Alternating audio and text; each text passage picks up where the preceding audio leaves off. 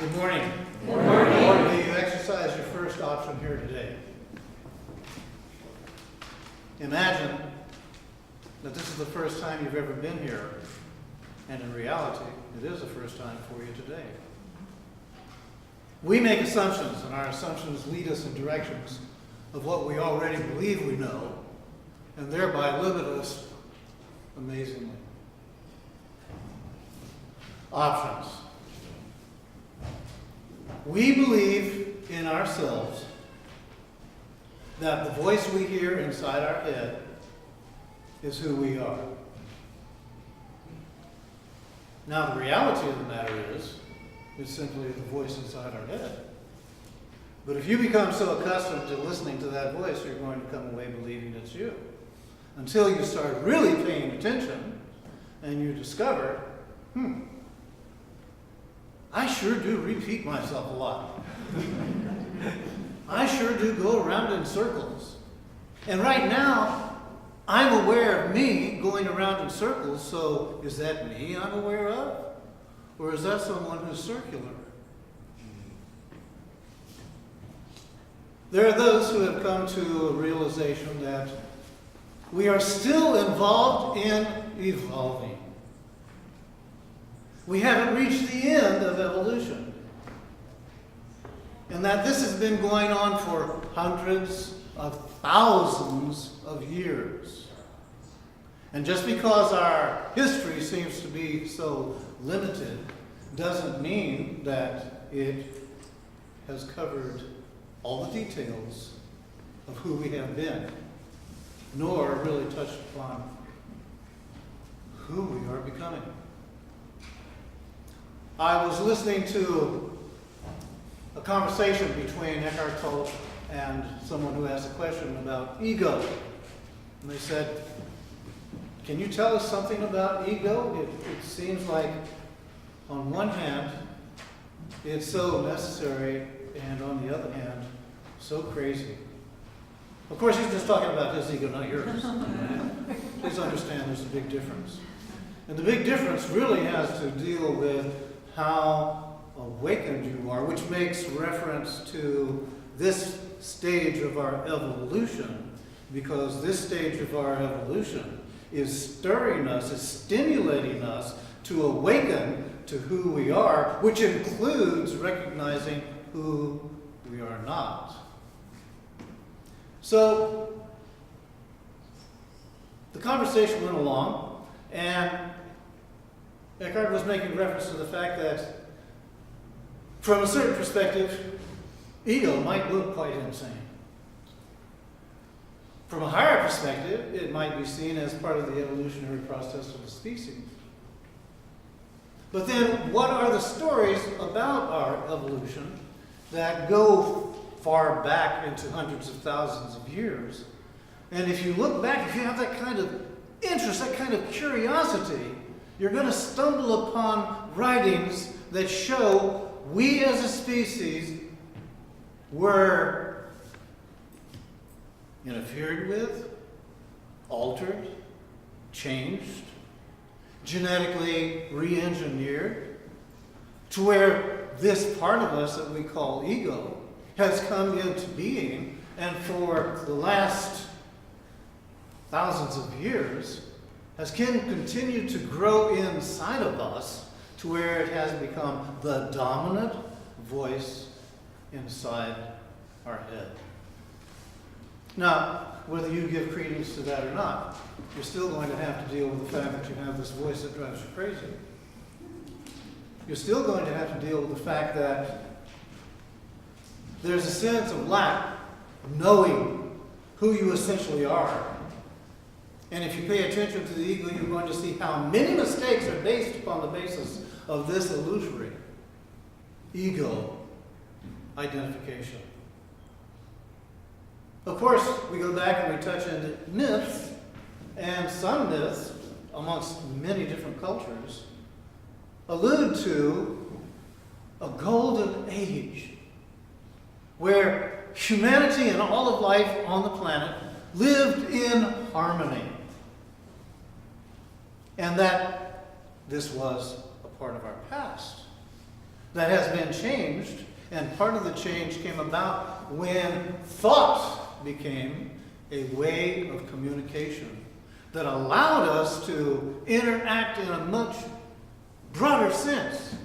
But we also had to deal with that voice inside our head. Some people, even now, think that the voice they're hearing inside their head is God. And that God said, "You're an evil person, and I should kill you." And I have that credibility because I know that voice speaking inside of me is God. Of course, none of the rest of us hear anything like that at all.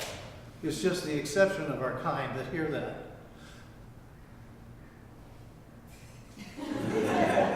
Just wondering. Okay, so I'm making a point, and I know I'm making a point regardless of whether you're resisting the point that's being made. And that is, we're reaching a place, evolutionary speaking, where the ego has served its purpose. And that we're going to go on with our evolving. And somehow or another, this ego part of us is going to be integrated into our awakening self instead of being the dominant part of us that is driving us crazy. Of course, I realize that to a certain extent I may sound like I'm using extremes to bring out the obvious. But in reality, if you pay attention to yourself in yourself, you're going to notice that the extremes are a norm in daily living. It's only when you actually begin to practice such things as meditation, contemplation, deep inner relaxation, that you begin to experience another you who is able to witness what is going on and has a sense of self that is not affected by this insecure voice that talks in you. Now, we'll go on with the idea of God speaking to you inside your head and so on and so forth.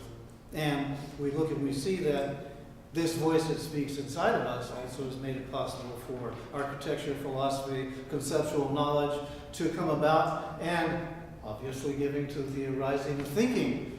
And thinking in that early stage, you might say, human beings still had a groundedness, a sense of being that they were able to identify through. But do you have that sense of groundedness right now? Do you meet everybody in your life and they all show this sense of groundedness and being? Or do you often meet people who feel either threatened by you or competitive with you or are so caught up in themselves that you wonder, what planet did they come from? So look at this now, and we see all of this that's going on, and it seems a bit chaotic. Could this be really a transitional state that our world is going through, and that we as a kind are going through? Options. Do we have options in this? Can we stick our heads in the sand? Of course, that's an option. Have we been doing it for a while? Wow, sometimes I just have so much sand in my ears I can hardly hear it.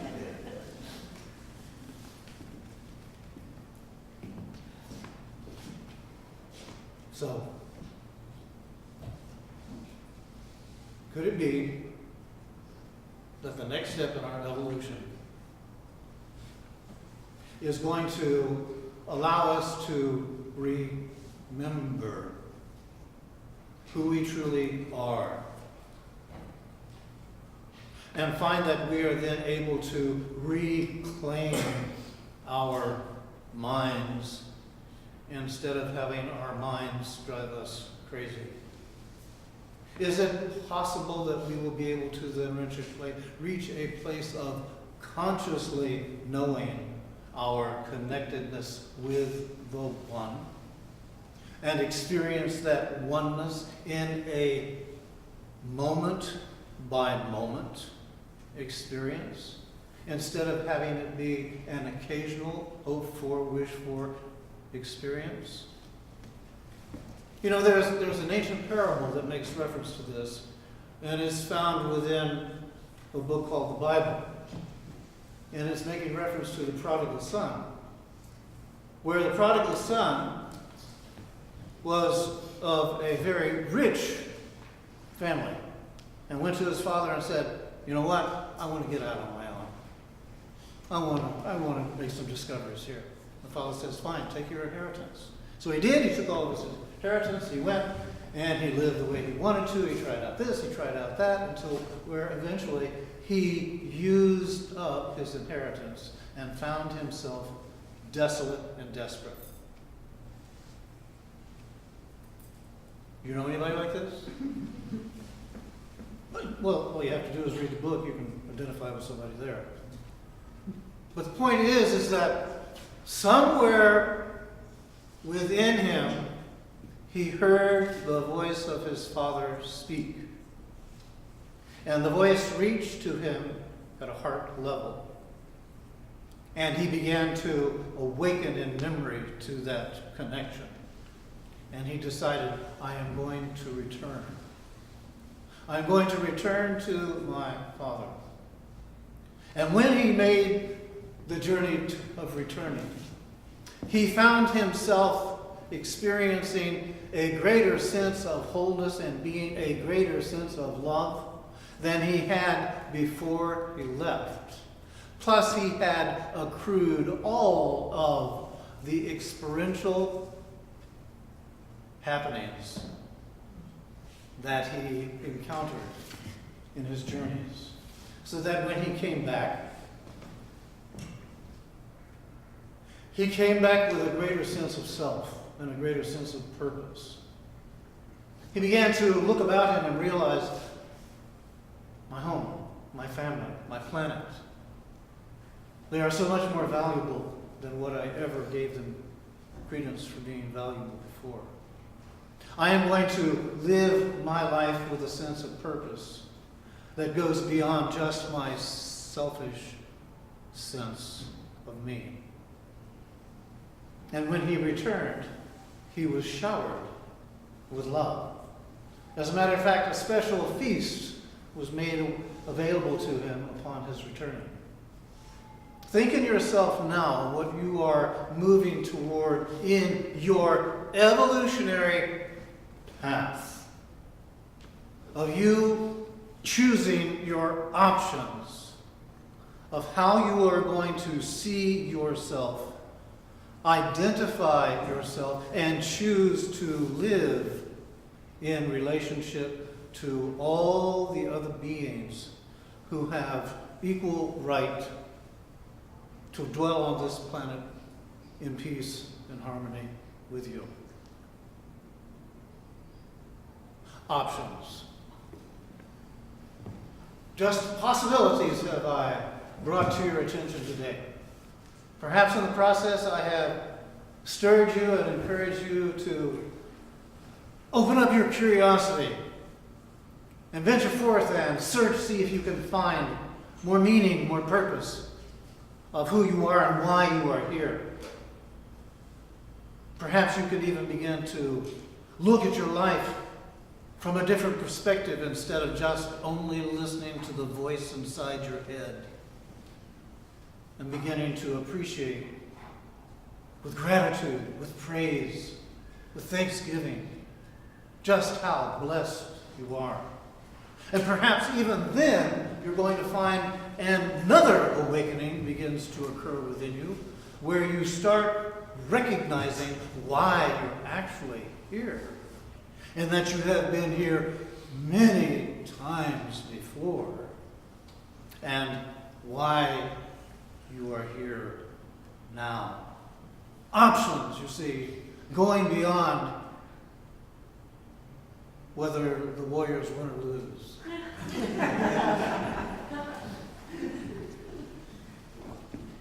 Well, it's an option.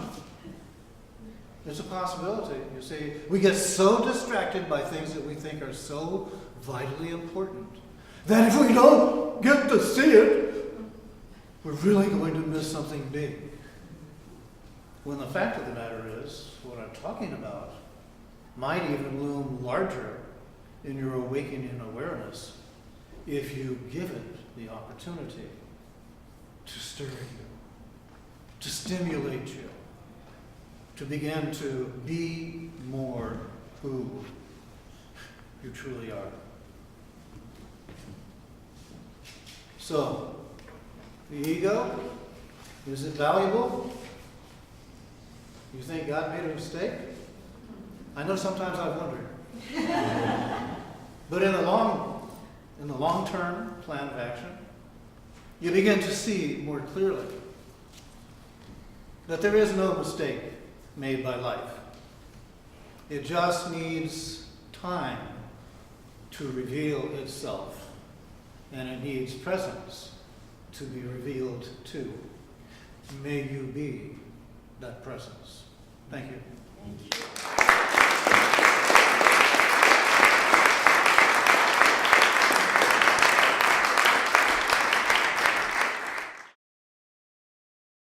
For more information about the Metaphysical Church of Enlightenment or the Rodin Foundation, please go to our website at www.rodin.org.